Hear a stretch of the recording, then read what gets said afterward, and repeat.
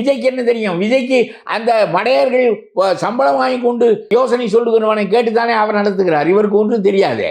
எனக்கு உன்னை எதிர்ப்பது நோக்கமில்லை. நீ செய்கின்ற அரசியல் திமுகவுக்கு உதவும் என்பதனால் நான் எதிர்க்கின்றேனே தவிர எனக்கு உனக்கு எவ்வளவு யோசனை இருந்தாலும் சரி, உனக்கு எவ்வளவு படிப்பு இருந்தாலும் சரி, அரசியல் உனக்கு புரிந்தாலும் சரி, புரியாவிட்டாலும் சரி, நீ எதிர் முகாமில் இருக்கிறவன். நீ எதிர் முகாம் பூராவும் ஒன்று சேர்வதன் மூலம் நீ பி டீமாக மாறாது. Don't become a B team for Stalin. அதன் மூலமாக அந்த தீமை, நீ எந்த தீமையை தீய சக்தி என்று சொல்கிறாயோ அந்த தீய சக்தி நிலை பெறுவதற்கு நீ உதவி செய்கிறாய். உன்னோடு ஒருவனும் கூட்டி சேர ஏன் வரவில்லை? அவனெல்லாம் முட்டாளா? ஆர் தே பொலிட்டிக்கல் ஃபூல்ஸ்? ஏன் வரவில்லை? நீனே கரையேறுவாயா என்று தெரியாது. நாமும் சேர்ந்து கலந்து விட்டால் என்ன செய்வது? அங்கே இருந்தால் 4 எம்எல்ஏவரெல்லாம் 25 கோடி 30 கோடி பணம் கொடுப்பார். அது எல்லா கட்சிக்கும் கொடுப்பார், நமக்கும் வரும். என்ன அது ருசி கண்டு பழகி விட்டார்கள். அதனாலே பதவி இதை விட பெருசு, அரசியல் பங்கு என்பது இதை விட பெருசு. ஆனால் உன்னுடைய படகு கரையேறுமா என்று தெரியாத போது இந்த படகில் ஏறி மூழ்கி போவதை விட இருக்கின்ற படகிலேயே இருப்போம் என்று அவர்கள் நிலைப்பாடு இருக்கிறார்கள். ஆகவே உனக்கு ஒன்று புரிய வேண்டும். பதவியில் பங்கு என்று சொன்ன பிறகும் கூட வர மறுக்கிறார்கள். உன்னுடைய நிலைப்பாடு எதையும் ஒப்புக்கொள்ள மறுக்கிறார்கள். வீணாய் போனவர்கள், வேறு வழியே இல்லாதவர்கள், திமுகவுக்கும் சேர முடியாதவர்கள் உன்னிடம் வருகிறார்கள். அந்த கட்சி 1-2 சேருவதனாலே ஒரு 1.25% ஓட்டு உனக்கு வருமே தவிர வேறு எதுவும் வராது.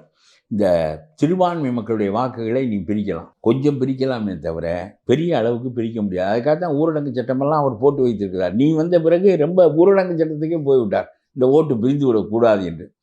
ஆகவே வெறும் ஒரு குறிப்பிட்ட மத மக்களிடம் ஒரு வெறுப்புணர்ச்சியை உண்டாக்கி அதன் மூலம் பெறுகின்ற வாக்குகள் தான் திராவிடத்தை காப்பாற்ற முடியும் என்று இவர் கருதுகிறாரே தவிர இந்த அரசியலுக்குள் நீ போய் பண்ண போவது ஒன்றுமில்லை. You are becoming a B team for Stalin. அதனால் நீ என்ன செய்ய போகிறாய் என்றால் அவர் வெற்றி பெறுவதற்கு துணை செய்ய போகிறாய், அல்லது எதிர்க்கட்சிகள் வெற்றி பெறுவதை கடினமாக்கப் போகிறாய். இவ்வளவுதான் செய்ய போகின்ற வேலை. என்னை புரியவில்லை என்றால் புரிந்து தான் பேசுகிறோம். I am supporting you. எனக்கு ஒன்றும் ஏதோ சரி, இந்த சீமானை போல இன்னும் கேடுகட்ட அரசியல் பேசாமல் ஏதோ எழுதி கொடுப்பதை பேசி கொண்டிருக்கிறாய். அது வரையிலும் எனக்கு ஒன்றும் மறுப்பில்லை. உன்னை தோற்கடிப்பது என்னுடைய நோக்கமில்லை. உன்னை குறை சொல்வதற்கே காரணம் நீ செய்கின்ற அரசியல் இன்னொரு விதமாக ஸ்டாலினை வலுப்படுத்துகின்ற அரசியலை தவிர ஸ்டாலினை வீழ்த்துகின்ற அரசியல் இல்லை. உன்னால் வீழ்த்த முடியும் என்றால் நான் உன்னை ஆதரிப்பேன். அவர் என்னால தான் வீழ்த்த முடியும். நீ தானே சொல்லுகிறாய், நான் சொல்ல வேண்டிய. எந்த 17 கட்சியில் ஒரு கட்சியாவது உன் பக்கம் வந்திருக்கிறானா? நான் கேட்பதற்கு நீனே யோசிச்சு பார்த்து கேளு. 17 கட்சி இருக்கு நாட்டில். எவனாவது நீ வெற்றி பெற முடியும் என்று நம்பி உன்னுடைய படகில் ஏறுகிறானா?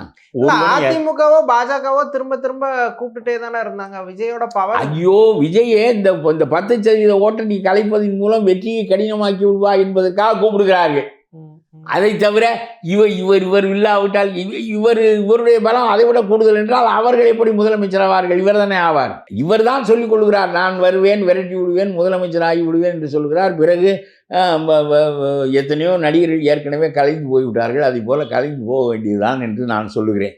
நீ நாட்டுக்கு பயன்பட வேண்டுமென்றால் இப்பொழுது எல்லா கொள்கைகளையும் விட்டுவிடலாம். திமுக இப்போ மோடியை பாராளுமன்ற தேர்தல் இல்லை, மோடி வர வேண்டுமா வேண்டாமா என்று முடிவு செய்ய வேண்டிய தேர்தல் இது இல்லை. அவர்கள் ஒரு 20-25 இடங்களை பெறுவார்கள், வாளாக இருப்பார்கள். இப்பொழுது போன தடவை 4 பேர் வந்ததற்கு அதிமுக தான் காரணம். இதனால் இப்பொழுது நாடு கெட்டுவிட்டது. மோடி அங்கே முதலமைச்சராக வரப்போகிறார் இல்லை.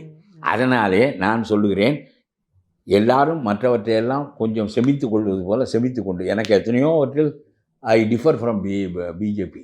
எனக்கு அந்த இந்துத்துவா என்ற கோட்பாடே பிடிக்காது. ஏனென்றால் இன உணர்வு அழிந்துவிடும், மொழி உணர்வு அழிந்துவிடும்.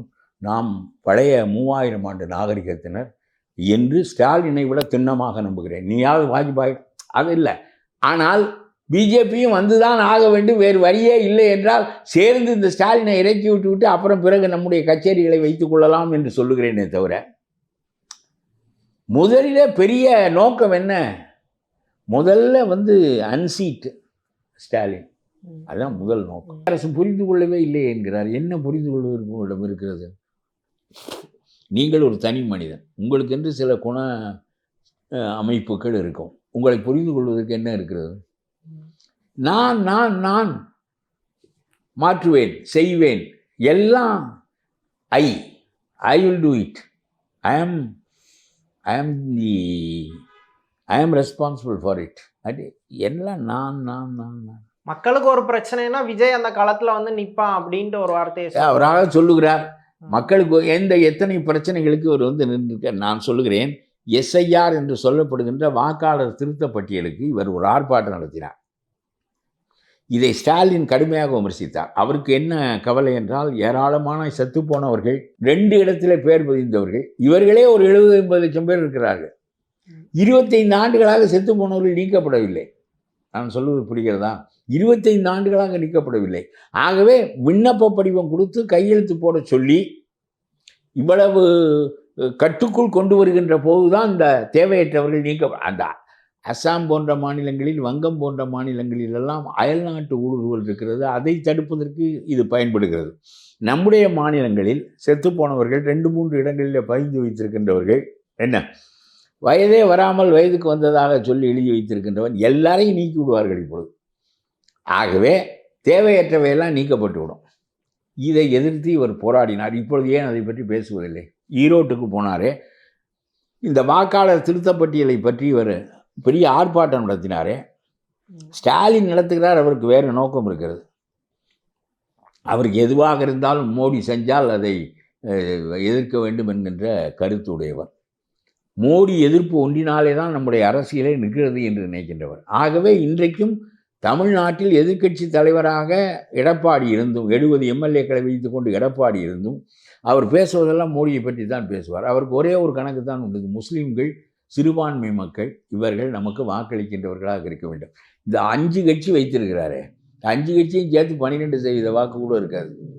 திருமாவளவனுக்கு ஒரு 3%, CPMக்கு 1%, CPIக்கு 1%, விஜயகாந்த் சம்சாரத்துக்கு 3/4, அப்புறம் நம்முடைய வைகோவுக்கு ஒரு 1.5, இப்படி எல்லாரும் சேர்த்து ஒரு 10 தான் வரும். ஆனால் காங்கிரஸுக்கு ஒரு 5 இருக்கும். எல்லாம் சேர்த்து ஒரு 10-11 வரும். ஆனால் இந்த சிறுபான்மை மக்களின் வாக்கே 10-12% வரும். ஆகவே அவர் வெற்றி பெறுவது என்பது இதிலே தான் என்கின்ற காரணத்தினால், மழை பெய்தால் பெருமழை பெய்து வெள்ளம் வந்து புயல் அடித்து கொண்டு போய்விட்டதென்றால், இந்த மோடி தலைமை அமைச்சராக இருக்கின்ற நாட்டில் இப்படித்தான் நடக்கும் என்று சொல்லுவார். எதுவாக இருந்தாலும் மோடி எதிர்ப்பிலே தான் அந்த சிறுபான்மை மக்களை அதுக்காகத்தான் முருகனுக்கு ஏன் தீபம் ஏற்றக்கூடாது என்று சொன்னால், சிறுபான்மை மக்களிடம் நான் உங்களுக்காக ஊரடங்கு சட்டமே போடுகிறேன், நான் எவ்வளவு பாருங்கள், நீங்கள் கூட என்னை கட்டாயப்படுத்தவில்லை, நீங்கள் கூட இதற்கு போராட முன்வரவில்லை, ஆனால் நான் உங்களுக்கு முன்னால் இருக்கிறேன் பாருங்கள் என்று சொல்வதற்கு தான் அது. அதே மாதிரி தான் இவர் எல்லாவற்றிலும் இந்த வாக்காளர் பட்டியலை திருத்தத்திற்கு அவர் சொன்னார், முஸ்லீம் ஓட்டுகளை நீக்கி விடுவார்கள் என்று சொன்னார். ஒரு முதலமைச்சர் நாணயமான மனிதனாக இருந்தால், நேர்மையான மனிதனாக இருந்தால், அந்த மனிதர் புள்ளிவிவரம் கொடுக்க வேண்டும். எத்தனை முஸ்லீம் ஓட்டுகள் நீக்கப்பட்டிருக்கின்றன என்று. ஒரு முஸ்லீம் ஓட்டும் நீக்கப்படவில்லை. நீக்கப்பட்டிருக்கின்ற ஓட்டுகள் எல்லாம் இல்லாத மக்கள், இறந்த மக்கள், 2 இடங்களில் பதிந்து வைத்திருக்கிற மக்கள், இவர்களின் வாக்கு. பீகார்ல நிறைய அந்த மாதிரி குழப்பம். பீகாரில் நடந்தால் தமிழ்நாட்டில் நடக்கிறது சொல்லு. இப்பொழுது நடந்து முடிந்து விட்டது சொல்லு. பீகாரில் எங்கே அவன் 65 லட்சம் பேர் இங்கே இருக்கேன், அப்புறம் எப்படி அவன் அங்கே ஓட்டு இருப்பேன்? அவன் பூரா இங்கே இருக்கான். அப்புறம் கொஞ்சம் பேர் அங்கங்கேருந்து வருகின்றவர்கள் அந்த வடநாட்டிலே அதிகமாக இருப்பார்கள், அது வேறு. ஆனால் ஓட்டு திருட்டு என்பதையே ஒரு அரசியலாக வைத்திருந்தால் எங்கேயாவது நடக்குமா? நான் கேட்கிறேன். இப்பொழுது இந்த ஓட்டு திருட்டு இங்கே என்ன நடக்கிறது சொல்லுங்கள். காங்கிரஸ்காரன் சொல்லட்டும், இல்லை திமுக காரன் சொல்லட்டும், நீக்கப்பட்ட வாக்குகளில் உரிய மனிதன், எனக்கு உரிய வாக்கு நீக்கப்பட்டிருக்கிறது. இன்னும் மாதிரி வாக்காளர் பட்டியல் வெளியே வரலாம், வெளியே வரும். 70-80 லட்சம் பேரை நீக்கி வரும். ஆனால் நான் என்ன சொல்கிறேன்னா, அது கூக்குரல் எழுந்திருக்கிறதா? எந்த முஸ்லீமாவது என்னை வாக்காளராக சேர்த்து கொள்ள மறுத்து விட்டார்கள் என்று புகார் சொல்கிறாரா? இல்ல, தமிழ்நாட்டில் அப்படி இன்னும் வரல. ஆனா அப்படி வந்துடக்கூடாது அப்படிங்கிறது. வந்துடக்கூடாது என்று சொல்வது வேறு. உங்களுடைய வாக்குகளை நீக்கி விடுவார்கள். ஆகவே இந்த முறையே தவறானது, இது வரக்கூடாது என்று இவர் எதிர்த்ததும், நம்முடைய விஜய் போய் இதற்கு போராட்டம், அவர் என்ன செய்தாலும் அதை வேறு விதமாக இவர் செய்வார். அவர் பெரியார் என்றால் இவரும் பெரியார் என்பார், அவர் அண்ணா என்றால் இவரும் அண்ணா என்பார், இது அப்புறம் காமராஜ் என்பார். எல்லாம் இருப்பவர்களை பூராவும் ஆளு கொண்டு சொல்லிவிட்டால் இதுதான் அரசியல் என்று நடத்தினால், அதனால் மக்களுக்கு உரிய திட்டங்களும் போய் சேராது, பயனும் ஏற்படாது இந்த அரசியலால். நான் என்ன சொல்கிறேன் என்றால், சரி, இந்த வாக்காளர் பட்டியல் திருத்தத்திற்கு திமுக எதிர்த்தது சரி, நீ எதிர்த்தாய், எதற்கு? இப்பொழுது எதிர்த்தாய், இப்பொழுது ஆர்ப்பாட்டம் செய்தாய், போராட்டம் செய்தாய், தீங்கு என்று சொன்னாய். இப்பொழுது நீ சொல், என்ன தீங்கு இந்த வாக்காளர் பட்டியல் திருத்தத்தில் நடந்திருக்கிறது என்று சொல். என்னுடைய வீட்டுக்கு வந்தார்கள், வாக்காளர் பட்டியலில் நான், என் தகப்பனார் பெயர், என்னுடைய வயது, ஆதார் அட்டை, அவ்வளவுதான். நான் ஏற்கனவே எங்கே வாக்காளராக இருந்தேன், எந்த தொகுதியில் இருந்தேன் என்று சொன்னால் எனக்கு விவரம் தெரியவில்லை என்றால் அவர்கள் எடுத்துக் கொடுக்கிறார்கள். என்ன பாகத்தில் உங்களுடைய வாக்கு இருக்கிறது, என்ன பிரிவில் உங்களுடைய வாக்கு இருக்கிறது, எடுத்து கொடுக்குறான். எந்த தேர்தல் சாவடியில் நான் ஓட்டு போட்டேன், அவனிடம் விவரம் இருக்கிறது, அவன் எடுத்து அதை சொல்லுகிறான், நாம் நிரப்பி கொடுக்குறோம். நம்முடைய தகப்பனார் பெயரும் நம்முடைய பெயரும் நம்முடைய வயதும் ஆதார் அட்டையும் நம்மிடம் இருந்தால் நம்முடைய வாக்கு நிலைபெறும். இதை நீங்கள் செய்ய மாட்டீர்களா? இதில் என்ன பெரிய தீங்கு இருக்கிறது? தேவையற்ற வாக்குகளெல்லாம் நீக்கப்படுவது முந்தியெல்லாம் நீ ராமசாமின்னு ஒருத்தன் எங்கள் வீட்டில் இருக்கேன் அப்படின்னு நீ சொல்லுவேன். அப்புறம் அப்துல் காதர் இருக்கேன்பேன். ஏன் ராமசாமியும் அப்துல் காதரும் ஒரு வீட்டில் எப்படி இருக்கான்னு கேட்க மாட்டேன், எல்லாத்தையும் எழுதி கொடுப்பேன். இப்பொழுது அது இல்லை.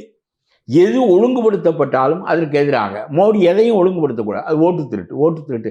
உனக்கு வாக்குகளை பெறுவதற்கு சக்தி இல்லை என்றால் அது ஓட்டு திருட்டு என்று சொன்னால் இது கடைசியில் எங்கே நிலைபெறும்? அப்படியானால் நீங்கள் எந்த மாநிலங்களிலும் ஆள முடியாத நிலை இருக்குமே, சில மாநிலங்களில் எப்படி ஆள முடிகிறது? அங்கெல்லாம் மட்டும் ஓட்டு திருட்டு நடக்கவில்லையா? ஆர் தே செலக்டிவ்? இல்லை, அதான் அவங்க செலக்டிவாக எந்த இடத்துல பண்ண முடியுமோ அந்த இடத்துல அந்த தப்பை பண்ணுறாங்க. அப்போ ஒன்று செய்வோமா?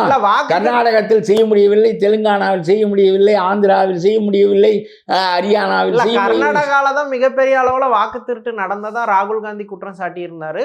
திமுகவோ இல்லை மு.க. ஸ்டாலினோ வாக்கு திருட்டு அவர் குற்றம் சாட்டுவது ஒரு பக்கம் இருக்கட்டும், அம்மாநில அரசு அவர்கள் கையில் இருக்கின்ற அரசு, வேலை செய்கின்றவர்கள், அதற்காக வேலை செய்கின்றவர்கள் அந்த மாநில அரசுக்கு கீழே இருக்கிற ஊழியர்கள், அதை எளிதாக கண்டறிந்து நீங்கள் அதை கவனத்தில் கொண்டு வர முடியுமே.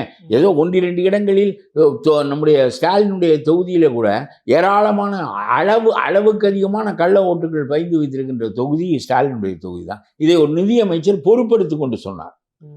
நான் அதற்கு பொறுப்பு, நான் தெரிந்து சொல்லுகிறேன் என்று சொன்னார். ஆகவே நான் சொல்லுகிறேன், பொய் பித்தலாட்டம் இதுதான் திமுகவினுடைய அடிப்படை கொள்கை. 3 தலைமுறையாக பொய்யும் பித்தலாட்டம். ஆனால் விஜய் அதற்கு போராட வேண்டிய அவசியம் என்ன?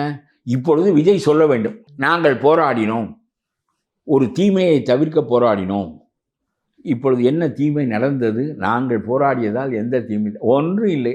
வாக்காளர்கள் எழுதி கொடுத்து ஓட்டை பெற வேண்டும் என்பது புதிய நிலை. முன்பு வாயால் சொல்லி நோக்கத்திற்கு ஓட்டை பெறாமல் எழுதி கொடுத்து ஆதார் கார்டை கொடுத்து அல்லது அதுக்கு ஒரு சான்று அளித்து நீ வாக்கை பெற வேண்டும் என்பது ஒரு நிலை. இதற்கு எதிராக போராடினாயே. இப்பொழுது என்ன தீமை நடந்து விட்டது? எதற்கு போராட வேண்டுமோ அதற்கு போராட விஜய்க்கு தெரிகிறதா என்று கேட்கிறேன் நான். 40 இடங்கள் பாராளுமன்ற இடங்கள் 32 இடங்களாக ஆவதற்கு என்ன காரணம் என்று விஜய்க்கு தெரியுமா? 40 இடங்களாக இருந்தவை 32 இடங்களாக குறைகிறது. மக்கள் தொகை கணக்கெடுப்பு, மக்கள் தொகை குறைவினால் குறைகிறது. சரி, ஒரு பேச்சுக்கு வைத்துள்ளோம். விஜய் சொல்ல வேண்டும், நீ சொல்வதற்காக நான் சொல்லவில்லை.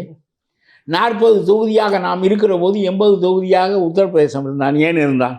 1952 80% உத்தரப்பிரதேசம் இருந்தது. 40 இடங்கள் தான் நமக்கு இருந்தன. அன்றைக்கு நீ என்ன கேட்டிருக்க வேண்டும்? தலையை எண்ணித்தானே அவன் 40 இடம் என்று முடிவு செய்தான். தலையை எண்ணித்தானே இங்கே 80 இடமானது. இப்பொழுது தலையை எண்ணியது 130 ஆக போகிறது, நீ 32 ஆக போகிறது. ஆகவே உனக்கு முந்திய தலைவர்களுக்கும் இந்த யோசனை இல்லை. தலையை எண்ணி வாக்குரிமை அளித்தால் மாநிலங்களின் உரிமை பறிபோகும் என்று சொல்வதற்குரிய தன்மை அன்றைக்கு உங்களுடைய மூத்த தலைவர்களுக்கும் இல்லை. இல்ல, அதை ஃப்ரீஸ் பண்ணியிருக்காங்கன்னு நினைக்கிறேன். எது ஃப்ரீஸ் பண்றது? இந்த பிரதிநிதித்துவ அளவை குறைக்க கூடாது. இப்ப சவுத்துல உள்ள மாநிலங்கள்லாம் இல்ல, நான் என்ன சொல்கிறேன் என்றால், ஒரு மனிதனுக்கு எல்லா மனிதர்களுக்கும் ஒரே மதிப்பு, ஆகவே ஒரே வாக்கு என்ற சட்டத்தை அவன் வைத்திருக்கிறான். அதனாலே உத்தரப்பிரதேசம் கூடுதல் இடங்களை பெறுகிறது. ஏற்கனவே நீ கேட்டிருக்க வேண்டும், உத்தரப்பிரதேசத்துக்கு என்ன 80 இடம், எங்களுக்கு என்ன 40 இடம். மாநில வாரியாக அளவிடு. தலையை எண்ணி அளவிட்டால் அவர்கள் தான் கூடுதலாக இருப்பார்கள். வடநாட்டு மக்கள் தான் கூடுதலாக இருப்பார்கள். இந்தி பேசுகிறவர்கள் தான் கூடுதலாக இருப்பார்கள். அதை சொல்வதற்கான ஒன்று, இந்தியை திணிக்காதே நாங்கள் படிக்க மாட்டோம் என்று தான் சொல்ல தெரிந்ததே தவிர, அந்த இந்தி என்கின்ற இனம் பேரினமாக இருந்து கொண்டு இந்தியாவை ஆட்டி படைக்கும் என்பதை அன்றைக்கு உனக்கு சொல்ல தெரிந்ததா? நான் கேட்கிறேன். திமுகவுக்கே தெரியவில்லை, விஜய்க்கு என்ன தெரியும்? விஜய்க்கு அந்த மடையர்கள் சம்பளம் வாங்கி கொண்டு யோசனை சொல்லுகிறவனை கேட்டுத்தானே அவர் நடத்துகிறார். இவருக்கு ஒன்றும் தெரியாதே.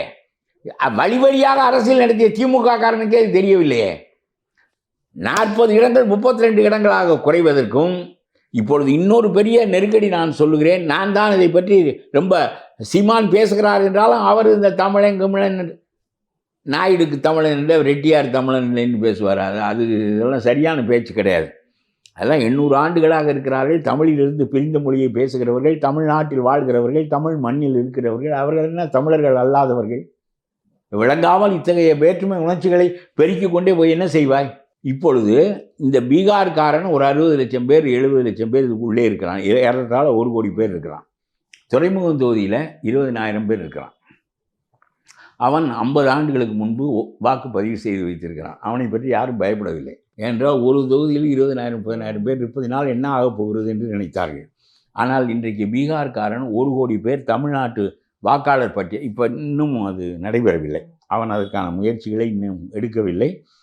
பதிவது என்று ஒரு அரசியல் கட்சி, ஒரு வடநாட்டு கட்சி அல்லது வடநாட்டுக்கு சார்புடைய பாரதிய ஜனதா கட்சி போல ஒரு கட்சி முன் நின்று இந்த வாக்காளர் பட்டியலில் ஒரு மனிதன் இந்தியாவில் எங்கும் குடியேறலாம், எங்கும் தொழில் செய்யலாம், எங்கும் பயணம் செய்யலாம், எங்கும் வாக்குரிமை பெறலாம், எங்கும் குடியிருக்கலாம். எங்கும் குடியிருந்தால் நீ எங்கும் வாக்குரிமை பெறலாம். அப்பொழுது அவன் 1 கோடி பேர் சேர்ந்தால் 7 கோடியில் 1 கோடி பேர் அவனாக இருந்தால் 7ல் 1 பங்கு எம்எல்ஏ அவன் பெறுவான். பிறகு போதிய பெரும்பான்மை நமக்கு இல்லாதது அவனுடைய தலைமையிலேயே ஆட்சி அமையும். சிண்டோ தலைமையில் ஆட்சி அமையவில்லையா? இதையெல்லாம் பேசுவதற்கு யோகியதை இந்த திமுகவுக்கு இல்லை. திமுக பூச்சாண்டி காட்டுகிறதே தவிர ஆகா எண்ணிக்கை குறைந்து விட்டது, நம்முடைய இடங்களை பறிக்க நினைக்கிறார்கள். எதற்கெடுத்தாலும் மோடி பறிக்க நினைக்கிறார். மோடி இந்திய அரசியல் சாசனமே இதையெல்லாம் சிந்திக்கவில்லை என்று நான் சொல்லுகிறேன்.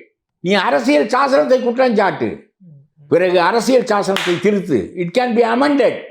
அது ஒன்றும் காலகாலத்துக்கும் சாசுவதமான ஒரு வேதம் இல்லை. ரிக்வேதம் தான் சிறந்தது என்றால் 3000 ஆண்டுகள் கழித்தும் ரிக்வேதம் தான் சிறந்தது.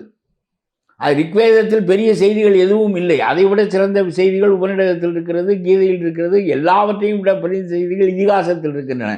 ஆனால் வேதம்தான் அவர்களுக்கு முக்கியம். வேதத்தில் இந்திரனை பற்றிய பாராட்டும் துதியும் தான் இருக்கிறதே தவிர, ஆனால் அதன் மீது அடையாளத்தை கட்டிக்கொள்ளுகிறார்கள். They identify with Rigveda. அது மாதிரி நான் சொல்கிறேன், நீ இப்படியே அடையாளப்படுத்தி கொண்டே போகிறீர்களே தவிர சரியாக சிந்தித்த அரசியல் சாசனத்தை மீது குற்றஞ்சாட்டு, எல்லா எதிர் மாநிலங்களையும் இந்த கருத்தை உருவாக்கு. எப்படி இந்தியை எதிர்ப்பதில் நீ ஒரு கருத்தை உருவாக்கினாயோ அதுபோல இந்த ஓராளுக்கு ஒரு ஓட்டு என்பது மாநிலங்களில் மோடி பாதிக்கிறார் என்று நீ சொல்லுகிறாய். நீ முட்டாள் என்று நான் சொல்லுகிறேன். ஆள்வதற்கு தகுதியுடையவர்களா நீங்கள்? மோடியா இதை செய்தார், மோடி செய்ததை செய்தார் என்று சொல்வோம். இந்த விஜய்க்கு புரியுமா? இவர் போய் இந்த வாக்காளர் பட்டியலுக்கு போய் போராட்டம் நடத்துகிறாரு. இந்த இந்த கள்ள ஓட்டுகள் போடு வாயால் சொல்லி வாக்குப்பதிவது என்கின்ற முறை இருந்தால் இன்னொரு 1 கோடி பேர் கூடுதலாக இருப்பான். ஒவ்வொருத்தரும் 2 தொகுதியில் 3 தொகுதியில் இருப்பான். நல்லதா என்று கேட்கிறேன். இதற்கு போய் போராட்டம் நடத்துகிறாரு. ஏதாவது யோசனை, இவருக்கு யோசனை இருக்க வேண்டிய இல்லைன்னா இவருக்கு யோசனை சொல்லுகிற முட்டாளுக்கு அவன்தான் முட்டாள் என்றால் இவருக்கும் புரியாது. இது இவருடைய நிலை. இவர்கள் வஞ்சகர்கள், திமுககாரர்கள் வஞ்சகர்கள். அங்கே புரியாது என்று இல்லை. ஆகவே அரசியல் சாசனத்தை குற்றம் சொல்வதற்கு பதிலாகவும் மோடியை குற்றம் சொல்வார்கள். அரசியல் சாசனத்தை குற்றம் சொல்லுகிற பழக்கம் இருந்தால் நீங்கள் அதை திருத்த முடியும். மோடியை குற்றம் சொல்லுகிற பழக்கம் இருந்தால் ஆட்சி மட்டும்தான் மாறுமே தவிர அதில் என்ன பயன் கிடைக்கும் என்று நான் நினைக்கின்றேன். இந்த விஜய் இதை மத்திய அரசாங்கமும் புரிந்து கொள்ளவில்லை, மாநில அரசாங்கமும் என்னை புரிந்து கொள்ளவில்லை, நான் தனி வகை என்று. என்ன தனி வகை? சருக்கு போய் போராட்டம் நடத்துகிறார். அந்த போராட்டத்தில் உப்பும் இல்லை சர்ப்பம் இல்லை. அதை நியாயப்படுத்த உன்னால் முடியவில்லை. அந்த வாக்காளர் திருத்தப்பட்டியில் உங்களுடைய மூஞ்சியில் சேற்றை வாரி அடித்திருக்கிறது. அது சரியாக செய்யப்பட்ட ஒரு காரியம் என்று 30 நாளில் you are all exposed to the core என்று சொல்லுகிறேன் நான். ஸ்டாலினாக இருந்தாலும் சரி, இனியாக இருந்தாலும் சரி, ஸ்டாலினுக்கு எந்த வெட்கமும் இல்லை. எத்தனை தடவை சாணி அடித்தாலும் மீண்டும் தொலைத்து கொண்டு அடுத்த தடவை மோடி தான் இதற்கெல்லாம் காரணம் என்று சொல்வார்.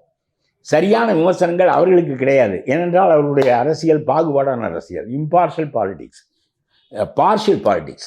இம்பார்ஷியல் இல்லை, இம்பார்ஷியலாக இருக்க வேண்டும், இருப்பதில்லை. இவர் என்ன அவர்கள் பின்னால் தான் திரிகிறார் இவரும். ஆனால் திமுகவை அழிக்க வேண்டும் என்று சொல்கிறார். தமிழ்நாடு அரசியல் குறித்து பல விஷயங்களை ரொம்ப விரிவாக பேசுனீங்க. நன்றி ஐயா. ரொம்ப நல்லது. இப்போ விஜய் அண்ணாவையோ எம்ஜிஆரையோ நான் பயன்படுத்துறதை யாரும் கேள்வி கேட்க முடியாது. அவர் அவங்க 2 பேரும் யாரை வேண்டுமானாலும் பயன்படுத்து, காந்தியை நான் பின்பற்றுகிறேன் என்று கூட சொல். நேருவுக்கு நான் தான் நேரடி வாரிசு என்று கூட சொல். உனக்கு நேரடியாக கொள்கைகளை பேச தெரியாது. அஞ்சலை அம்மாளை காட்டி ஒரு ஜாதி ஓட்டை பெற வேண்டும், நாச்சியாரை காட்டி ஒரு சமூக வாக்கை பெற வேண்டும், இந்த எம்ஜிஆரை காட்டி அதிமுக காரர்களுடைய முனையை ஒடிக்க வேண்டும். இதுதான் உனக்கு தெரிந்த அரசியல். இந்த அரசியல் எடுபடாது. நான் சொல்கிறேன், எம்ஜிஆர் உண்டாக்கிய கட்சியை விட்டுவிட்டு எம்ஜிஆர் பேரை சொல்லுவதாலோ எம்ஜிஆர் பாட்டை நீ பாடுவதாலோ உன்னிடம் வந்து விடுவான் என்று நினைத்தால் செங்கோட்டையன் மாதிரி போக்கில்லாதவர்கள் தான் வருவார்களே தவிர, எம்ஜிஆர் பாட்டை பாடு, எம்ஜிஆருடைய புகழை பாடு. எம்ஜிஆருடைய புகழ் எம்ஜிஆரை ஆட்சிக்கு கொண்டு வருவதற்கு பயன்பட்டது. அவருடைய வாழ்க்கை முறை, அவருடைய பரோபகாரம், அவருடைய தர்ம சிந்தனைகள், அப்புறம் அவருடைய கட்சியோடு சேர்ந்து கொள்கையோடு சேர்ந்து வளர்ந்த நிலை அவரை கொண்டு வந்தது. ஊண்டி வைத்த கட்சிக்கு ஜெயலலிதா தலைவரானார். அவரும் அதை பலப்படுத்தினார். சரி, இப்பொழுது அந்த பேரை சொல்லி கொண்டு இருக்கிற தொண்டர்களெல்லாம் எடப்பாடியோடு இருக்கிறார்கள். இல்ல, எடப்பாடி வந்து ரொம்ப வீக்கா இருக்காரு, அதனால வீக் என்று திமுக சொல்லுகிறது. இல்ல, பொதுவா எல்லாருமே அந்த விஷயத்தை தான் சொல்றாங்க. இப்போ டிடிவி ஓபிஎஸ் எல்லாம் தனி ஃபேக்ஷனா இவர்கள் 2 பேரும் தான் வீக். நாங்க சேர்ந்தா உடனே போலாம். இவர்களுக்கு பின்னால் 2 கோடி பேர் இருக்கிறார்கள். இவர்கள் சேர்ந்தால் மறுபடியும் இவர்கள் சேர்ந்தால் நான் என்ன சொல்வேன், அவர்கள் சேரக்கூடாது என்பது என்னுடைய கருத்து அல்ல. மறுபடியும் 3 கட்சியாக்கி விடுவீர்கள். ஏற்கனவே 3 கட்சியாக தானே இருந்தது. ஓபிஎஸ் கட்சி ஒன்று, எடப்பாடி கட்சி ஒன்று இருந்ததினால் தானே ஓபிஎஸ் வெளியே வந்தார். இப்பொழுது மறுபடியும் திரும்ப போய் இவர் ஒரு கட்சி, தினகரன் ஒரு கட்சி, அப்புறம் எடப்பாடி ஒரு பெரிய கட்சி, இப்படி அந்த கட்சியை 7 கட்சியாக நடத்துவதற்கு பதிலாக இருக்கிற கட்சியை அவரே நடத்தி கொண்டிருப்பது நல்லது என்று அதிமுக காரன் நினைக்கிறான். நான் அதிமுக இல்லை சொல்லுகிறேன், அதிமுக காரன் நினைக்கிறேன். இப்போ ஓபிஎஸ்ஓ டிடிவியோ ஜெயலலிதா கூட நெருங்கி பழகினவங்க, அவங்க வந்து விஜய் கூட ஏயா குழப்பம் பண்ணிட்டு வெளியே தொலைஞ்சிய. இல்ல, அது எடப்பாடி தானே வெளியே தள்ளி விட்டாரு. அப்ப விடுங்க, தள்ளி விட்டு அப்ப இவங்க வந்து விஜய் கிட்ட வரும்போது இதுதான் அதிமுக அப்படிங்கிற ஒரு இமேஜ் கிடைக்கும். எப்படி வரும்? பொதுமக்கள் அப்படிதான் நினைப்பாங்க. எப்படி வரும்? இல்ல, எம்ஜிஆர் ஜெயலலிதா தனி கட்சி நடத்த முடியல, தனியா தேர்தல் நின்று வெற்றி பெற முடியல.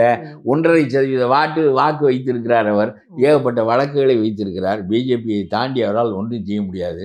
ஆகவே பிஜேபி இருக்கின்ற இடத்தில் பிஜேபியாக பார்த்து நீ அந்த அவங்களால ஜெயிக்க முடியுதோ இல்லையோ, அதிமுகவை தோக்கடிக்க முடியும். அதெல்லாம் 1.5% ஓட்டை வைத்துக்கலாம் தோக்கல. அது ஒரு பெரும்பான்மை சமூகம். விஜயை கண்டு அஞ்சுவதற்கு பெரிய காரணம் ஒரு 10% ஓட்டு ஒரு கட்சியை தோற்கடிப்பதற்கு போதுமானதாக இருக்கும் என்று நினைப்பார்கள். 1.5% ஓட்டு, 3/4%. நான் பேசுவதை கேளு. 3/4% ஓட்டெல்லாம் நீ ஒரு கேள்வி கேட்டா அதுக்கு பதில் பாதி வந்த உடனே ஓடக்கூடாது நீ. அதனால இவர்களெல்லாம் ஒன்றும் செய்ய முடியாது. ஆனால் கடைசியில் ஓபிஎஸ்ஸே திமுகவோடு சேர்ந்து விடுவார் என்று பேசப்பட்டது. ஒரு 2 தடவை ஸ்டாலினை பார்த்து விட்டு வந்தார். நான் சொல்லுகிறேன், எல்லாரும் ஒன்று சேர்ந்திருப்பது நல்லது தான். மனிதர்கள் அப்படி இல்லையே. மறுபடியும் அதிமுகவை 3 நாளாக ஆக்கி விடுவார்கள் என்று அவர்கள் அஞ்சுகின்ற போது அவன் அல்லவா சேர்த்து கொள்ள வேண்டும். பொதுக்குழு 100 குழு முந்தா நாள் கூட நடந்திருக்கிறது. அந்த பொதுக்குழுவில் வாருங்கள், நாம் எல்லோரும் பலப்படுவோம். விஜயை வா என்று கூப்பிடுகிறான், இவரை கூப்பிட மாட்டேன் என்கிறான் என்று சொன்னால், ஒன்று பலம் உனக்கு போதுமான அளவு இல்லை, வெட்டி கழகம் நீ உள்ளே வந்து செய்வாய். இது எதற்கு என்று அவன் நினைக்கிறான். நான் நியாயம் தானே என்று சொல்லுகிறேன். ஆனா பாஜக வச்சுட்டு ஜெயிக்கக்கூடிய கெப்பாசிட்டியும் எடப்பாடிக்கு இல்லை தானே? இல்லை, அதாவது என்ன எதனால் என்றால், இந்த பிஜேபி என்ன செய்ய வேண்டும் என்றால், பிஜேபியிடம் ஒரு அண்ணாமலை காலத்திலிருந்து அதிமுகவை பலவீனப்படுத்துகின்ற போக்கு ஒன்று அவரிடம் இருந்தது. அந்த இடத்துக்கு திமுகவை பலவீனப்படுத்த வேண்டும் என்ற கருத்து இருந்திருந்தால் அப்பொழுதே நான் அவர்களை ஆதரிப்பேன். திமுகவை பலவீனப்படுத்த வேண்டும் என்பதை பொதுநோக்காக சொன்னாலும், அதிமுகவை பலவீனப்படுத்தினால் we should replace ADMK. We should இல்லப்பா, அது கூட தெரியாம எடப்பாடி அவங்க கூட தானே திரும்ப இருக்கிறாரு. இருக்கட்டும், வேற வழி இல்லை. அப்புறம் ஒருத்தனும் எல்லாரையும் தான் சேர்த்து கொள்ள வேண்டி இருக்குது. இல்ல, இப்ப காக்கா குருவி எல்லாம் கூட சேர்த்து கொள்ள வேண்டும். அதான் அரசியல். அது கிடக்கட்டும். நான் என்ன சொல்ல வருகிறேன் என்றால், பிஜேபி என்ன செய்கிறது, அதனுடைய வேலையை அது பார்ப்பதில்லை. ஓபிஎஸ்ஐ சேர்த்துக்கொள், தினகரனை சேர்த்துக்கொள், அவரை சேர்த்துக்கொள்ள, இவர்களெல்லாம் சேர்த்துக்கொண்டால் தான் நம்முடைய கட்சி பலப்படும் என்று சொல்லுகின்ற போது அது பலவீனமாக இருக்கிறது என்ற கருத்தை பெரிய அளவுக்கு மக்களிடம் கொண்டு சேர்த்தது பிஜேபி, திமுக இல்லை. நான் சொல்லுகிறேன், நான் இதை பொது மனிதனாக இருந்து சொல்லுகிறேன். நான் எதிர்த்தரப்பினர் வெல்ல வேண்டும் என்று கருதுகின்றவன் நான். என்ன, விஜயும் வெல்லலாம், எடப்பாடியும் வெல்லலாம். எடப்பாடி வெல்வதற்கான வாய்ப்பு கூடுதலாக இருக்கிறது. கட்சி பலமான கட்டமைப்பு அவர்களிடம் இருக்கிறது என்பதுதான் முக்கியம். நாடாண்ட பழக்கம் இருக்கிறது. அரசியல் அவர்களுக்கு தெரிகிறது, இவருக்கு புரியவில்லை. இவர் இந்த காசு கொடுத்து பாமகவை தோற்கடித்த ஒருத்தனை கொண்டு வந்து வைத்து கொண்டு அவன் சொல்வதையெல்லாம் கேட்டுக்கொண்டு இவர் நடத்துகிறார். அதனால் இந்த அரசியல் இந்த சருக்கு போராட்டம் நடத்தினாயே, போராட்டத்தை ஏன் விட்டு விட்டாய்? ஸ்டாலின் மாதிரி ஸ்டாலினே பேசுவதை விட்டு விட்டார் பாருங்க. மழை வருகிறது எப்படி? அப்புறம் முதல்ல முஸ்லீம்கள் ஓட்டு பறிபோய்விடும் என்றார். பிறகு அது எடுபடாது என்று தெரிந்தது. அப்புறம் மழை வறுமை என்றார், அதுவும் பண்டிகை வறுமை என்றார், எல்லாம் தெரியும். இப்போ வாயை மூடி கொண்டு விட்டார். அதாவது ஒரு மனிதன் ஒரு காரணத்திற்காக மோடியை எதிர்க்கிறார் என்றால் அந்த காரணம் இன்றைக்கு வரையிலும் எதிர்க்கப்பட வேண்டும். எதிர்க்கப்படுகிறதா? இந்த வாக்காளர் பட்டியல் இன்னும் வரட்டும், எல்லாரும் சொல்லுவார்கள் எல்லாம் ஒழுங்குபடுத்தி விட்டார்கள், இப்பொழுது களவாணித்தனமின்மை இல்லாமல் போய்விட்டது என்று சொன்ன பிறகு உன்னுடைய பேச்சு என்ன ஆகும்? நீ பேசுவதெல்லாம் இப்படித்தான் இருக்கும் என்று கருதுவார்கள். அந்த கூட்டத்தில் தான் நீயும் போய் இதற்கு எதிராக ஆர்ப்பாட்டம் நடத்துகிறாய், புரிந்தா ஆர்ப்பாட்டம் நடத்துகிறாய். நீட்டு கொண்டு வருகிறேன் என்று சொன்னாயே, கொண்டு வந்த நீட்டை ஒழிப்பேன் என்று சொன்னாயே, ஒழித்து விட்டாயா என்று கேட்கிறார். நான் கேட்கிறேன், நீட்டு ஒழிக்கப்பட்டால் என்ன நன்மை, நீட்டு இருந்தால் என்ன தீமை என்பதை பற்றி உனக்கு அந்த கூறுபாடு தெரியுமா என்று கேட்கிறேன். ஸ்டாலின் நீட்டை ஒழிக்க வேண்டும் என்று சொல்வதற்கு அவர் தான் கொண்டு வந்தவர். திமுக தான் நீட்டை கொண்டு வந்த கட்சியே திமுக தான். ஆனால் புரியாமல் கொண்டு வந்து விட்டார்கள். இப்பொழுது என்ன நினைக்கிறார்கள் என்றால், 1000 கோடி ரூபாய் சண்டை பறிபோய் விட்டதே நீட்டினால், அது நம் கையில் இருந்தால் 1000 கோடி அல்லவா வருமானம் என்று அவர்கள் நினைப்பது நியாயம். உனக்கு என்ன, இவன் 1000 கோடியை சம்பாதிப்பதற்கு நீ அது பாட்டுக்கு ஒழுங்காக நடக்கிறது, எந்த லஞ்சமும் இல்லாமல், எந்த மேல் கீழ் நிலையும் இல்லாமல் அது பாட்டுக்கு நடக்கிறது. சரி, ஒரே ஒரு பேச்சு மட்டும் சொல்லுகிறேன். நம்முடைய விஜய் புரிந்து கொண்டு பேச வேண்டும் என்பதற்காக சொல்கிறேன். எதையும் புரியாமல் பேசுகிறார். 7 லட்சம் பேர் தேர்வு எழுதுகிறார்கள், சரியா? நீட்டுக்கு 1.5 லட்சம் பேர் தேர்வு பெறுகிறார்கள், சரியா? நீட்டிலே இவ்வளவு பாடுபட்டு இவ்வளவு பணம் செலவழித்து 3 ஆண்டுகளுக்கு இரவு பகல் தூங்காமல் படித்து தேர்வு எழுத போகிறவர்கள் 1.5 லட்சம் பேர். தேர்வாகிறவர்கள் பாதி, 75,000 பேர், 65,000 பேர், சரியா? இதில் இடம் 10,000 பேருக்கு தான் இருக்கிறது. 65,000 பேர் பாடுபட்டவன் தேர்ச்சி பெற்றவனாலாம் வெளியே வந்து விட்டான். ஐஏஎஸ் தேர்வு எழுதி தேர்ச்சி பெற்றால் கலெக்டர் ஆகி விட வேண்டுமா இல்லையா? ஐஏஎஸ் படித்து விட்டு கிளார்க் வேலைக்கு வர வேண்டும் என்றால் ஐஏஎஸ்க்கு எதுக்கு மோத வேண்டும்? 65,000 பேர் நீட்டில் தேர்வு பெற்று விட்டு வீதிக்கு வருகிறான். 10,000 பேருக்கு தான் இடம் இருக்கிறது.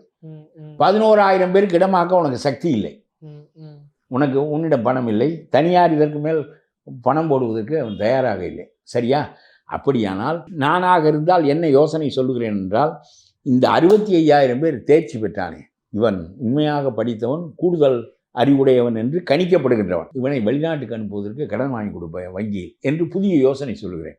ஒரு நீட்டை அவனுக்கு கடன் வாங்கி, அது அவங்க பாஸ் பர்சன்டேஜ் அவங்க லெஸ் மார்க் தான் வச்சிருப்பாங்க. இல்லை எது லெஸ் மார்க் யார் வச்சிருப்பா? நீ சொல்லு. ஏன்னா நீ தான் ஸ்டாலினுடைய அறிவுக்கும் நீட்டுக்கான தேர்வு முறைங்கிறது வந்து அதெல்லாம் வேண்டாம். SSLC தேர்கிறவன், +2 தேர்கிறவன் 7.5 லட்சம் பேர் வருவான் MBBS இடத்துக்கு, சரியா? இப்போ 1.5 லட்சமாக ஆக்கி விடுகிறோம். அதில் 60,000 70,000 தேர்கிறான். இனிமேல் +2 தேர்வினுடைய அடிப்படையில் என்றால் 7.5 லட்சம் பேரும் மனு போடுவான். நீ எப்படி தேர்வு செய்வாய்? மறுபடியும் 99.9 மதிப்பெண் எடுக்கின்றவனை தான் நீ உள்ளே விடுவாய். அதில் என்ன செய்வார் ஸ்டாலின் என்றால், எவன் காசு தருகிறானோ அவனை 99.9 மதிப்பெண் பெறுகிறவனாக ஆக்கி விடுவார். அவர் கையில் தானே ஆசிரியர்கள், அவர் கையில் தான் தேர்வு. இப்பொழுது நீட் தேர்வு ஒரு கையில் இல்லையே. எனக்கு தெரிய ஒரு ஊழல் செய்ய முடியாத தேர்வாக நீட் தேர்வு இருக்கிறது. மத்திய அரசாங்கமும் அதில் ஊழல் செய்ய முடியவில்லை. அந்த அளவுக்கு ஒரு தேர்வாணையம் நடத்துகிறது. அது ஒரு பக்கம் இருக்கட்டும். நீ சொல்லுகிறபடியே வைத்துக்கொள்வோம். 99.9 மதிப்பெண் பெற்றவனுக்கு தான் இடம் கொடுக்க முடியும். 97 மதிப்பெண் பெற்றவனுக்கெல்லாம் இடம் கிடையாது, சரியா?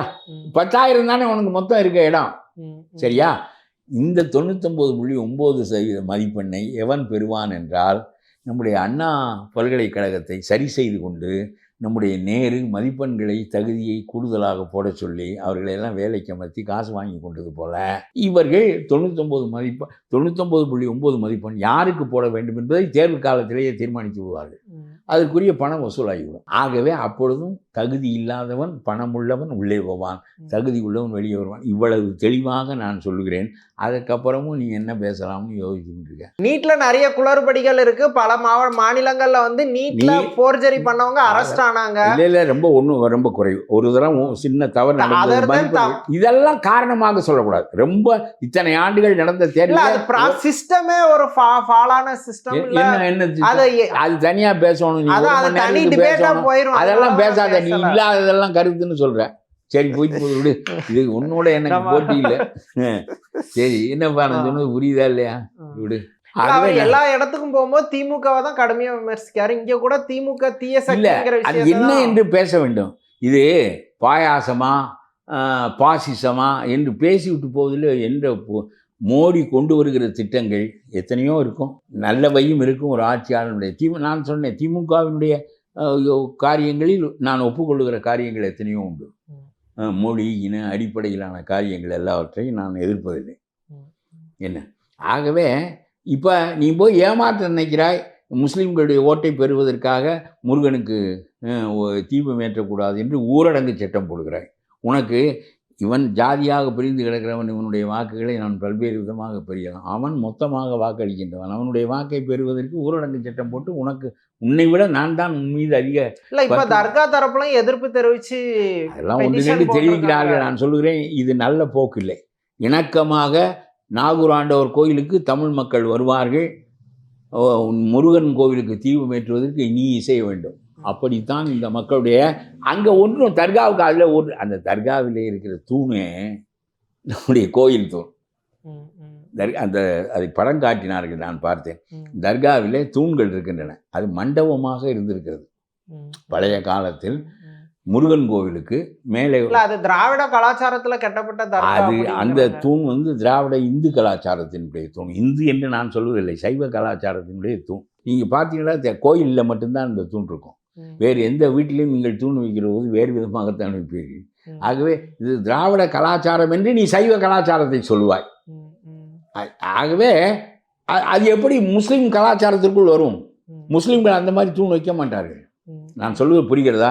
முஸ்லீம்கள் எந்த தர்காவிலாவது எந்த பள்ளிவாசலாவது இது மாதிரி தூண் வைத்திருக்கிறார்களா? ஆகவே அது மண்டபமாக இருந்திருக்கிறது, பின்னால் தர்காவாக. நான் இதையெல்லாம் அதை ஒடுக்க வேண்டும், அது இடிக்கப்பட வேண்டும், அது இருக்கக்கூடாது என்பதற்காக சொல்லுகின்றவன் இல்லை நான். நீங்கள் அமைதியாக பக்கத்தில் வாழுங்கள். மாற்று மதத்தை கடைப்பிடிப்பதனால் ஒரு குறையும் இல்லை. நபிகள் நாயகம் சிறந்த மார்க்க அறிஞர், மார்க்க தலைவர். ஆகவே எந்த மாறுபாடும் எனக்கு அதில் இல்லை. ஆனால் இவர்களுடைய போக்குப்படி வாழ்வதற்கு அது தடையாகவே என்றைக்கும் இருக்குமானால் சிறுபான்மை மக்களை பெரும்பான்மை மக்கள் அழித்து விடுவார்கள். அது இந்துக்கள் யாரும் பெருசா அதுல ஏத்தணும்னு கோரிக்கையை வைக்கலாம். ரொம்ப சின்ன லெவல்ல யாரு தமிழ் மக்களுடைய கடவுள் முருகன். இப்ப இந்துவினுடைய கடவுளாக முருகனை ஆக்கி விட்டீர்கள். தமிழ் மக்களுடைய தொல்காப்பியம் குறிப்பிடுகின்ற இந்து மதம் போன நூற்றாண்டில் தோன்றிய மதம், பாரதி சொன்ன மதம். இந்த இந்து மதம் 1000 ஆண்டுகளுக்கு முன்பு கிடையாது, 2000 ஆண்டுகளுக்கு முன்பு கிடையாது. தொல்காப்பியன் முருகனை பற்றி பேசுகிறான். முருகன் மலையில் வாழ்கிறவன் என்று சொல்லுகிறான். அது குறிஞ்சி நில கடவுள் என்று சொல்லுகிறான். குறிஞ்சி நிலத்தில் குறிஞ்சி மலையில் முருகனுடைய கோயிலாக அது ஆக்கப்படுகிறது, அங்கே தீபம் ஏற்றப்படுகிறது என்று சொன்னால் அது கூடாது என்று சொன்னால் அது நியாயமில்லை என்று நான் சொல்கிறேன். நான் தர்காவுக்கு தீங்கு செய்ய வேண்டும் என்று சொல்லவில்லை. தர்காவில் உள்ள தூண்களே அது மண்டபமாக இருந்ததைத்தான் காட்டுகிறது என்கின்ற போது நாம் இணக்கமாக இருக்க வேண்டும் என்று சொல்கிறேன். சிறுபான்மை மக்கள் பெரும்பான்மை மக்களோடு இணக்கமாக இருக்கின்ற ஒரே ஒரு மாநிலம் தமிழ்நாடு தான். அந்த இணக்கத்தை வடநாட்டில் போக்கிவிட்டார்கள். அதனுடைய விளைவாக பாபர் மசூதி இடிக்கப்பட்டது. 5 நீதிபதியும் சேர்ந்து இடித்தது நியாயம் என்று சொன்னார்களே, அதில் ஒரு முஸ்லீம் நீதிபதி இருந்தாரே. இல்லை, இடித்தது நியாயம்னு சொல்லலையா? இடித்தது கிரைம் தான். ஆனால் அந்த கடைசியாக அந்த சிவில் கேஸில் அதை இந்துக்களுக்குன்னு ஒதுக்கிட்டாங்க. இடித்தது கிரைம் தான் சொல்லியிருக்காங்க. கிரைம். அப்புறம் ஏன் தண்டிக்கவில்லை? தண்டிக்கிறது போதிய ஆவணங்கள் இல்லைன்ட்டு நிறைய குற்றம். எப்படி நீ நான் சொல்றேன், கிரைம் என்றால் ஏன் தண்டிக்கவில்லை? இல்ல, நிறைய கிரைம்ல ஆவணங்கள் இல்லாம குற்றவாளிகள் யாரும் தண்டிக்கப்படாம விடுதலை அடைஞ்சிருக்காங்க. அந்த மாதிரி அது ஒரு வழக்கு. அது ஆவணங்கள் இல்லை. ஆமா. ஆகவே அது உறுதிப்படுத்த முடியாது. ஆனா இடிச்சது கிரைம். இடிச்சது கிரைம்யா. ஆனா அதுக்கு குற்றவாளிகளை நிரூபிக்கிற அளவுக்கு போதுமான ஆவணங்கள் இல்லங்கிறது தான் அது. ஏறி நின்றால் சும்மா இந்த வாதமெல்லாம் பண்ணாதீங்க. நம்ம வெட்டி வாதம் மக்கள். அது வேற. அதானி மேலே ஏறி நின்றார். அவர் ஏறி நின்றது உலகத்துக்கே தெரியும். அது இடித்ததற்கு அவர் பொறுப்பில்லை என்று அவர் விடுதலை செய்யப்பட்டார். எல்லாம் நடக்கும். நம்முடைய நீதி அமைப்பிலும் நடக்கும். உடனே ரொம்ப சரி என்று சொன்னால் அது இப்படித்தான் நடக்கிறது என்று நான் சொல்லுகிறேன். அப்படி நடக்க தேவையில்லை என்று நான் சொல்லுகிறேன். அதனாலே யாருக்கு எது எது உரியவையோ அது இது இந்த அரசியலை அவர் நடத்தட்டும். கொஞ்ச நாள் நடத்துவார். பிறகு ஒரு பெரிய கோபம் ஏற்பட்டு மக்கள் அத்தனை பேரும் ஒன்றாக திரண்டால் நான் இந்துத்துவவாதி இல்லை, நான் இந்து மதம் என்றே ஒரு மதம் கிடையாது என்று சொல்லுகின்றவன். புரிகிறதா? போன நூற்றாண்டிலே தான் இந்து மதத்தை கண்டுபிடித்தார்கள். இது consolidation of the majority religious people, அதுக்காக ஏற்பட்டது தான் அது. அதை நான் ஒப்புக்கொள்வதில்லை. ஆனால் தமிழ் மக்களுக்கு தனிச்சமயங்கள் உண்டு. அறிவு இருக்கிறதா இந்த சேகர் பாபுக்கு இல்லை, ஸ்டாலினுக்கு வேண்டாமா? இந்து மத அறநிலையத்துறை என்பதை தமிழ் சமயங்கள் அறநிலையத்துறை என்று வை என்று 15 ஆண்டுகளாக முட்டிக்கொள்கிறேன். எவனுக்காக காதில் விழுகிறதா? தமிழ் சமயங்கள் அறநிலையத்துறை என்று வை, சைவ வைணவ வேத மதத்தை சேர்த்துக்கொள். ஆனால் இவையெல்லாம் ஒரு போக்குடையவை. அதை இந்துவாக நீ ஆக்கினால் மறுபடியும் சனாதனம் என்று அதன் மீது பாய்கிறாயே எதற்கு? நான் என்ன சொல்கிறேன் என்றால், சைவத்திற்கு தனி கோட்பாடுகள் உண்டு, இவர்கள் எழுதிய தனி நூல்களெல்லாம் உண்டு. ஆனால் வைணவத்துக்கு தனி நூல்கள் உண்டு, ஆழ்வார்கள் பாடியிருக்கிறார்கள், இதில் சைவ குறவர்கள் பாடியிருக்கிறார்கள். தமிழ் சமயம் உனக்கு தமிழ் சமயமே, தமிழனுக்கு சமயம் உண்டு என்பதே திமுக காரனுடைய அறிவில் தைப்பதில்லையே. தமிழனுக்கு சமயம் சைவம் தான், வைணவம் தான், குலதெய்வ வழிபாடு தான், முன்னோர்களை வழிபடுவது தான். மோடியும் நாமும் ஒரு மாதிரியான மத உணர்வுடையவர்கள் என்பது ஆக்குவதற்கு பார்க்கிறார்கள். வாக்கு அரசியலுக்காக அவர்கள் எல்லோரையும் கன்சாலிடேஷன் ஆஃப் ஹிந்துஸ் என்பது ஒரு நாட்டை ஒருமைப்படுத்தி விடும் என்றும், எல்லாத்தையும் ஒன்றாக ஆக்கிவிட்டால் we can become a majority race என்றும் அவர்கள் கருதுகிறார்கள். அது சரியான சிந்தனை இல்லை. நான் சொல்கிறேன், இந்தியா ஒன்றாக இருக்க வேண்டும். எந்த காரணம் கொண்டும் அது பிரிவது என்பது இன்றைய உலக போக்கிற்கு சீனாவை எதிர்கொள்வதற்கோ பிறவற்றை எதிர்கொள்வதற்கோ ரொம்ப சிரமமானது. உக்ரைன் ஏன் தடுமாறுகிறது? சிறிய நாடு. தைவான் ஏன் தடுமாறுகிறது? அதுதான் காரணம். அதுபோல் சிறிய மாநிலங்களாக நாம் தனியாக இருந்தால், இலங்கையை போல, இலங்கை எப்படி நம்முடைய காங்கிரசினுடைய மடியிலே தான் இருந்ததோ, சிங்களவர்கள் அரசு தமிழ் அரசு அல்ல இருந்ததோ, அது மாதிரி நிலை ஏற்படும். ஆகவே இன்றைய உலக போக்குக்கு பெரிய நாடாக இருப்பது நல்லது. நாம் நம்முடைய உரிமைகளை பெற்றுக்கொண்டு இருக்க வேண்டும், மாநில மக்களாக இருக்கலாம். நமக்கு தனிச்சமயம் உண்டா இல்லையா? ஏன் அதை இந்த திமுக, அறிவு கட்ட திமுக ஏன் அதை இந்து அறநிலையத்துறை என்று வைத்திருக்க? நீதி கட்சிக்காரனுக்கு அறிவில்லை. நான் சொல்லுகிறேன், நான் முருகனுக்கு தீபம் ஏற்ற வேண்டும் என்று சொல்லுகிறேன். ஆனால் அது இந்து மத கோட்பாடு என்பதை நான் ஒப்புக்கொள்ளவில்லை, தமிழனுடைய கோட்பாடு. ஆகவே நீ இந்து அறநிலையத்துறை என்பதை மாற்று, தமிழ் சமயங்கள் அறநிலையத்துறை என்று வை. இந்து என்று சொல்லிவிட்டு விடிந்தால் எந்திரித்தால் இந்த திருமாவளவன் சனாதனத்தை பற்றியே பேசுகிறாரே, நீ அது தமிழ் சமயங்கள் என்று நீ கொண்டு வந்து விட்டால் சனாதனத்தை பற்றி பேச வேண்டிய கட்டாயமும் உனக்கு ஏற்படாது. இல்ல, இப்ப நீங்க தமிழ் சமயம் மாத்த சொல்றீங்க, அதை திமுக பண்ணணும்னு சொல்றீங்க. அதிமுக அந்த கோரிக்கைக்கு முதல்ல ஐயோ, அதிமுக இருந்தால் அதிமுகவிடம் சொல்லுவேன், யார் இருந்தாலும் சொல்லுவேன். நான் 15 ஆண்டுகளாக சொல்லுவேன். அதால் இதெல்லாம் ஒரு கேள்வி கேட்காது. இந்த 15 ஆண்டுகளாக சொல்லுகிறேன். நான் எதற்காக சொல்லுகிறேன் என்றால், இந்த போராட்டமே இன்னும் எவ்வளவு காலத்துக்கு நீங்கள் செய்து கொண்டே இருப்பீர்கள்? விளக்க வேண்டியவர்களை விளக்குங்கள். அது தனி மதம், அதற்கும் ஒரு தனி சிறப்பு உண்டு. நான் பார்ப்பன மதம் கேவலமான மதம் என்று கருதுகின்றவன் இல்லை. அங்கே மகாபாரதம் இருக்கிறது, ராமாயணம் இருக்கிறது, கீதை இருக்கிறது, உபநிடதங்கள் இருக்கின்றன, மிகச்சிறந்த மெய்யியல் நூல்கள் இருக்கின்றன. தமிழுக்கு நிகரான ஒரு மொழி சமக்கிருதம். அதனாலே அந்த மொழி அழிக்கப்பட வேண்டும் என்றோ, அதற்கு உதவக்கூடாது என்றோ, அந்த மதம் குறைவானது என்றோ கருதுகின்றவன் இல்லை நான். எப்படி இஸ்லாம் தனித்தன்மையோ கிறிஸ்துவம் தனித்தன்மையோ, அதுபோல வேத மதம் என்பது தனித்தன்மையுடையது, வேத மதம் சிறந்தது என்பதுதான் என்னுடைய கருத்தும். உலகத்திலேயே மகாபாரதத்துக்கு ராமாயணத்துக்கு நிகரான நூலை மனித அறிவு கொண்டு எழுதவே முடியாது என்பது என்னுடைய கருத்து. ஆனால் நான் தமிழ் சமயங்கள் அறநிலையத்துறை என்று ஏன் வைக்கிறேன் என்றால், நமக்கு திருக்குறள் இருக்கிறது, தொல்காப்பியம் இருக்கிறது, சிலப்பதிகாரம் இருக்கிறது, இன உணர்வு இருக்கிறது, மொழி இருக்கிறது. இந்தியாவை நடத்துகின்ற நாகரிகங்கள் 2. ஒன்று வேதகால நாகரிகம், அது ஆரியர்களுடையது. இன்னொன்று திராவிட நாகரிகம், அது சிந்து சமவெளி நாகரிகம். உலகத்திலேயே அவன் இந்தியா முழுவதும் படர்ந்தான், அவன் பெருமையுற்று நின்றான் என்றாலும் அவனுடைய பெருமையை குறைக்க நான் விரும்பவில்லை. அதற்கு நிகரான பெருமையுடையவனாக திராவிட சமயத்தவன், திராவிட இனத்தவன் இருக்கின்றான், இருப்பான் என்பதுதான் என்னுடைய கருத்து. இவ்வளவு தெளிவாக நான் பேசுகிறேன். எவன் பேசுகிறான்? சும்மா ரெட்டியாரை விரட்டு, நாயக்கனை விரட்டு, இவனை விரட்டு, அவனை விரட்டு. இந்த அரசியல் ஒன்று, இது பெரிய தமிழ் தேசியம். இதற்கு பேர் முதல்ல தேசியம் என்பதே தமிழ் இல்லை. தமிழ் இன உணர்வு கொள்கை என்று தான் நாம் சொல்ல வேண்டும் என்பது என்னுடைய கருத்து. தேசியம் என்பது தமிழ் இல்லை. எதுக்கு தமிழ் தேசியம் தேசியம் என்று சொல்ல தேசியத்தை எங்கே கண்டுபிடிச்சது? சொல் நேஷனாலிட்டி என்ற சொல்ல 19ஆம் நூற்றாண்டு சொல், வெள்ளைக்காரனிடமிருந்து நீ பொறுக்கி கொண்ட சொல்.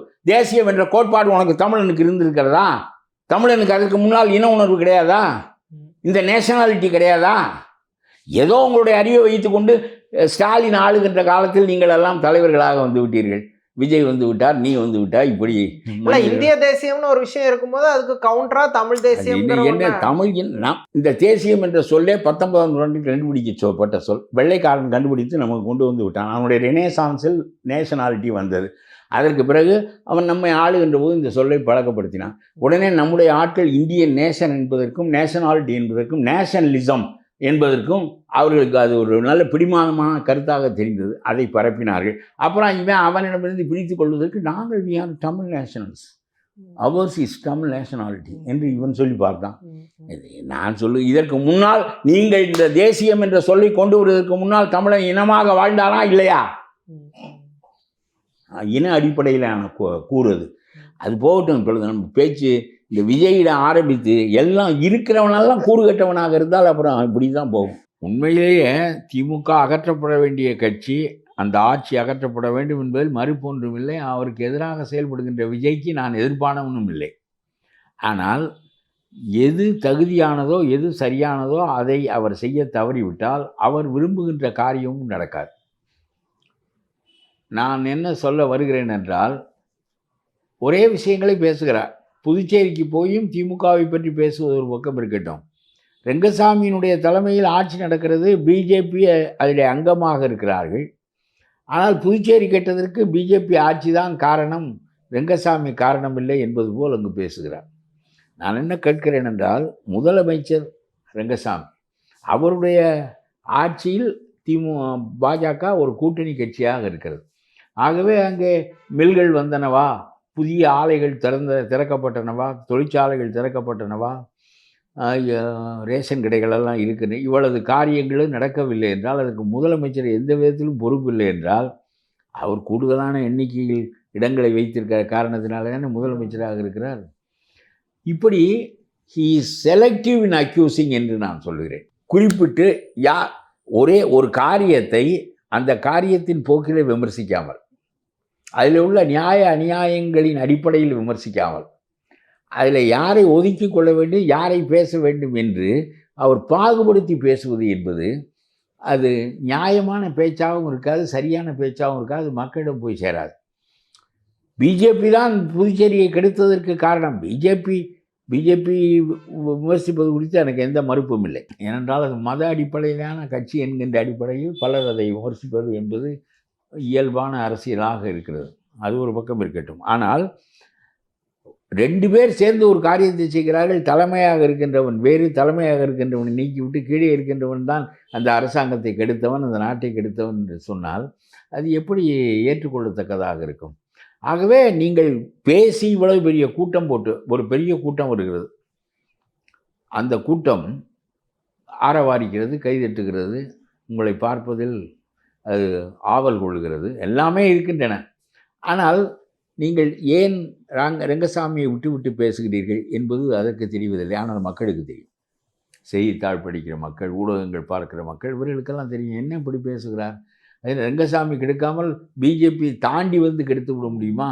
அல்லது ரெங்கசாமியினுடைய ஆட்சி சிறந்த ஆட்சி என்று சொல்லுங்கள். ஏதாவது ஒன்று தெளிவாகவும் முறையாகவும் சொல்ல வேண்டும். எழுதி தருவதையெல்லாம் பேசுவது, நமக்கு பிஜேபி எதிர்ப்பு, திமுக எதிர்ப்பு, இந்த 2க்காகவும் எல்லா காரியங்களிலும் இவர்களே கேடானவர்கள் என்று சொல்வது என்பது சரியான அரசியல். நான் சொல்லுகிறேன், 4-2 காரியங்கள் பிஜேபி நல்ல காரியங்களும் பண்ணியிருக்க முடியும், 4-2 காரியங்கள் திமுக நல்ல காரியங்களும் பண்ணியிருக்க முடியும். ஆனால் மொத்தத்தில் மிகப்பெரிய அராஜகங்களை இவர்கள் செய்வார்களே ஆனால் அவர்கள் அகற்றப்பட வேண்டும் என்பதுதான் நியாயமே தவிர, நாம் திமுகவினுடைய தமிழ் கொள்கை எனக்கு உடன்பாடான கொள்கை, திமுகவினுடைய இந்திய எதிர்ப்பு கொள்கை எனக்கு உடன்பாடான கொள்கை, திமுகவினுடைய திராவிட இன உணர்வு கொள்கை எனக்கு உடன்பாடான கொள்கை. ஆனால் நீங்கள் அதையெல்லாம் வைத்து கொண்டு செய்கிற காரியம் இன உணர்வை வளர்ப்பதில்லை, மொழி உணர்வை வளர்ப்பதில்லை. நீங்கள் செய்கின்ற காரியம் கொள்ளையடிப்பது ஒன்றுதான் இந்த அதிகாரத்திற்கு வருவதன் மூலம் நீங்கள் செய்கின்ற காரியமே தவிர, இப்பொழுது தமிழ் பற்று என்பது ஏறத்தாழ இல்லாமல் போய்விட்டது. நான் இளைஞனாக இருந்த காலத்தில் நான் சொல்லுகிறேன், இன்றைக்கு ஒரு 20-25 வயது வரையிலும் உள்ள இளைஞர்கள் உங்களுடைய வண்டிகளின் பின்னால் ஓடுகிறார்கள், ஆவேசமாக திரிகிறார்கள், எல்லாவற்றுக்கும் வந்து முன்னணியில் இருக்கிறார்கள். தந்தி கம்பங்களின் மீது ஏறி உயிரச்சம் கூட பார்க்காமல் அவர்கள் அதில் தொங்கிக் கொண்டு உங்களுடைய பேச்சுக்களை கேட்கிறார்கள். மரங்களெல்லாம் வவ்வால்களைப் போல தொங்குகிறார்கள். அதிலே ஒரு பெரிய சாகச உணர்ச்சி அவர்களிடம் இருக்கிறது. அவருடைய பேச்சை நான் கேட்டேன், கிட்டத்தில் நின்று பார்த்தேன், மரத்தில் ஏறி பார்த்தேன். ஒரு பயனும் இல்லை. அரசியல் என்பது நாட்டினுடைய முகத்தை மாற்றுவதற்காக ஏற்பட்ட ஒன்று. இந்த கட்சி என்னென்ன தவறுகளை செய்கிறது, திட்டமிடுவதற்கு ஆற்றல் உள்ள கட்சி இல்லை, கொள்ளையடிக்கின்ற கட்சியாக இருக்கிறது. ஆகவே இவர்களுடைய போக்குப்படி இந்த நாடு செலுத்தப்படுமானால் நாட்டில் உள்ள பெருவாரியான மக்கள் தீங்குறுவார்கள் என்கின்ற அடிப்படையில் ஜனநாயகத்தில் ஒரு நன்மை என்ன என்றால் அதை மாற்ற முடியும். சீனாவில் இருக்க ஆட்சி 25 ஆண்டுகளாக 35 ஆண்டுகளாக ஒரே ஆட்சி தான் இருக்கும். ஜனநாயகத்தில் அந்த ஆட்சியை மாற்ற முடியும். கருணாநிதியை மாற்றினார் எம்ஜிஆர், பிறகு ஜெயலலிதா மாற்றினார், பிறகு கருணாநிதி பலவற்றை மாற்றினார். இப்படி மாறி மாறி வருகின்ற போது அது ஒன்று தான். ஜனநாயகம் என்பது ரொம்ப சுமாரான ஆட்களை கொண்டு வந்து ஆட்சி கட்டில் அமர வைக்கும். அது தட் இஸ் ஃபார் மீடியாக்கஸ் ரூல் என்று தான் சொல்லுவார்கள் ஆராய்ச்சியாளர்கள், ஆய்வாளர்கள். அது ஒரு சுமாரான மனிதர்களைத்தான், பெருவாரியான மக்களின் தேர்வு என்கின்ற காரணத்தினால் ரொம்ப சுமாரான மக்கள் தான் அதற்கு வருவார்கள். அதனாலே பாருங்கள், ராஜாஜி காமராஜர் காலத்திற்கு பிறகு தமிழ்நாட்டினுடைய அரசியல்வாதிகளின் தகுதிகளை பார்த்தால் யார் தமிழ்நாட்டினுடைய ஸ்டாலின் முதலமைச்சராக இருக்கின்ற நாட்டிற்கு யார் எதிர்க்கட்சியாக வருவார்கள்? சீமானும் விஜயும் தான் வருவார்கள். வேறு யார் வர முடியும்? ராஜாஜியை எதிர்த்து விஜய் அரசியல் நடத்தியிருப்பாரா? அந்த காலகட்டத்தில் இருந்தாலும் சீமான் பொது மேடைகளில் நடமாடி இருக்க முடியுமா? ஆகவே தலைவன் எவ்வழி, அவ்வழி எதிர்க்கட்சி, அவ்வழி மக்கள், அவ்வழி. ஏன் இவர்கள் வைக்கின்ற செய்திகள் முதன்மையானவை அல்லாதவற்றையெல்லாம் முதன்மையானவையாக வைக்கிறார்கள். நம்முடைய விஜய் சொல்லுகிறார் இங்கே, என்னை இந்த மாநில அரசு மைய அரசு புரிந்து கொள்ளவே இல்லை என்கிறார். என்ன புரிந்து கொள்வதற்கு உங்களிடம் இருக்கிறது? நீங்கள் ஒரு தனி மனிதன், உங்களுக்கென்று சில குண அமைப்புகள் இருக்கும். உங்களை புரிந்து கொள்வதற்கு என்ன இருக்கிறது? நான் நான் நான் மாற்றுவேன், செய்வேன், எல்லாம் ஐ வில் டூ இட். ஐ ஆம் ரெஸ்பான்சிபிள் ஃபார் இட். அது எல்லாம் நான் நான் நான் நான். மக்களுக்கு ஒரு பிரச்சனைனா விஜய் அந்த காலத்துல வந்து நிப்பான் அப்படின்ற ஒரு வார்த்தையை அவராக சொல்லுகிறார்.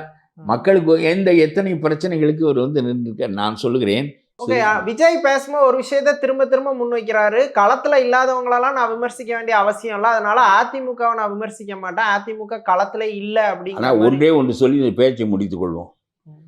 அவர் தோன்றி 2 ஆண்டுகள் ஆகிவிட்டது.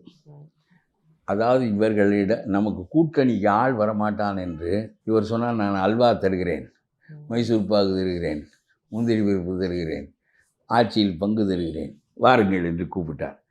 அல்வாவுக்காகவும் வரவில்லை, மைசூர் பாகுக்காகவும் வரவில்லை, ஒன்றுக்காகவும் வரவில்லை, ஒருவனும் வரவில்லை. பிறகு ஒன்றும் புரியவில்லை அவருக்கு. காங்கிரஸுக்கு நேரடியாக தூது விட்டார். காங்கிரஸ்காரன் இவரை காட்டி இடம் பெறுவதற்கு நினைக்கிறானே தவிர, அங்கே கூடுதல் இடம் பெற நினைக்கிறானே தவிர, போய் விடுவேன், இன்னொரு பொம்பளை கூப்பிடுறா, அதனால் நீ என்ன சொல்கிற அப்படின்னு பயமுறுத்தினானே தவிர அவன் இவருக்கு வருவதற்கு தயாராகலை. கடைசியில் இப்பொழுது அதையெல்லாம் விட்டு விட்டார்கள். செங்கோட்டையன் மாதிரி பல பேர் வருவார்கள். ஒவ்வொரு கட்சியிலிருந்து உதிரி உதிரியாக பிறண்டு வருகிறவன் உன்னிடம் எத்தனை பேர் வந்தாலும் அதுக்கு ஒரு தனி வலிமை வராது. உன்னோடு கூட்டணி சேருவதற்கு திமுகவில் இருக்கிற ஒருவனும் வர தயாராக இல்லை. அதிமுகவில் இருக்கிற பிஜேபி, அதிமுக, பாமக, அப்புறம் கிருஷ்ணசாமி போன்ற கட்சிகள் இவர்களும் வர தயாராக இல்லை. உன்னோடு யார் வந்து சேருவார்கள்? யாரெல்லாம் அதிமுக கதவை தினந்தோறும் தட்டி கொண்டே இருக்கிறார்களோ, நாமெல்லாம் ஒன்று சேர்ந்தால் அதிமுக வென்று விடும். இந்த இவன் நான் வெளியே நிற்கிறவன் தான் சொல்லுகிறான். உள்ளே நிற்கிறவன் ஆமாம் நீனும் வா, நாம் சேர்ந்து வெல்வோம் என்று அவன் சொல்லவே மாட்டேங்கிறான். அவன் பொதுக்குழு போடுகிறான், சிறப்பு குழு போடுகிறான், அவன் இவர்களை கூப்பிடுவதே இல்லை.